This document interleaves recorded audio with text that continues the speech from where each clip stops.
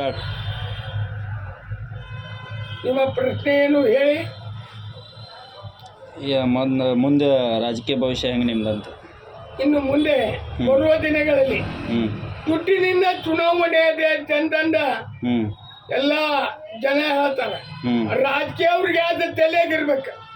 ಆದರೆ ಇನ್ನು ಮುಂದೆ ಬರುವ ಕಾಲ ಬದಲೇ ಆಕತಿ.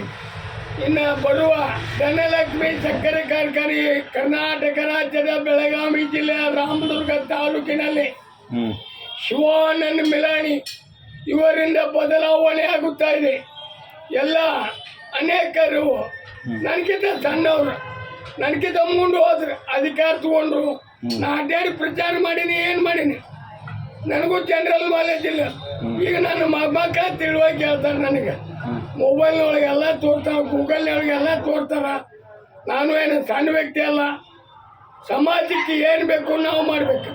ಇಲ್ಲಿ ಮುನ್ಸಿಪಾಲ್ಟಿಯಾಗ ಹೋಗಿ ಯಾರು ಏನು ಕೆಲಸ ಮಾಡೋದಿಲ್ಲ. ಇಲೆಕ್ಟೆಡ್ ಆದವ್ರಿಗೆ ಇವರು ಅಧಿಕಾರಿಗಳು ಏನೂ ತಿಳುವಳಿಕೆ ಕೊಡೋದಿಲ್ಲ. ಎಲ್ಲಿ ಬೇಕಾದಲ್ಲಿ ನೋಡ್ರಿ, ಲೈಟಿನ ವ್ಯವಸ್ಥೆ ಇಲ್ಲ, ಮತ್ತು ಸ್ವಚ್ಛತೆ ಬಗ್ಗೆ ಇಲ್ಲ.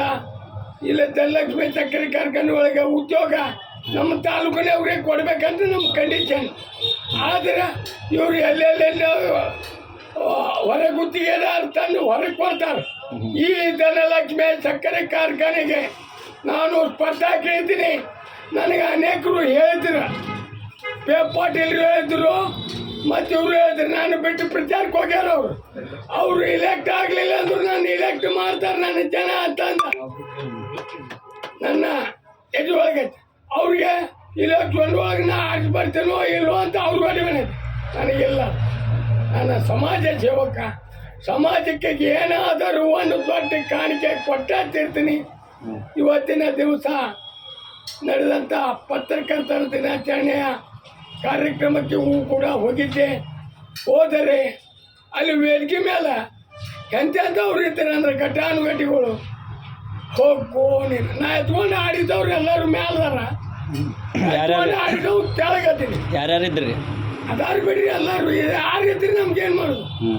ನನಗೆ ದೇವ್ರ ಆಶೀರ್ವಾದ ಐತ್ರಿ. ನೆಲಕ್ಕೆ ಕೂತ್ನಿ.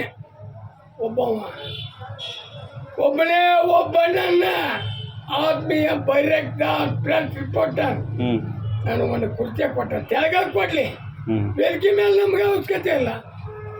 ನನ್ನದೇ ಆದಂಥ ಒಂದು ವೇದಿಕೆ ಮಾಡ್ತೀನಿ. ರೈಲು ಹೋರಾಟ ಮಾಡ್ತೀನಿ. ನಮ್ಮ ತಾಲೂಕಿಗೆ ಮುಂಜಾನೆ ತೇರು, 3 ಮೂಲೆ ಊರು. ಈ ರಾಮದುರ್ಗ ತಾಲೂಕಿಗೆ 4 ದಾರಿ ಮಾಡಿ ರಾಮದುರ್ಗ ತಾಲೂಕು ಅಭಿವೃದ್ಧಿ ಮಾಡುವವರೆಗೆ ನಾ ಜೀವ ಬಿಡುವುದಿಲ್ಲ. ಹುಟ್ಟು ಹೋರಾಟಗಾರ, ಮಾಜಿ ಪುರಸಭಾ ಸದಸ್ಯ ಶಿವಾನಂದ್ ಮಿಲಾಣಿ. Mobile number 7411060852. ಯಾರ ಭಾಷಣ ಮಾಡಿದ್ರು ನಿಮ್ಮ ಮೊಬೈಲ್ ನಂಬರ್ ಕೊಡೋದಿಲ್ಲ.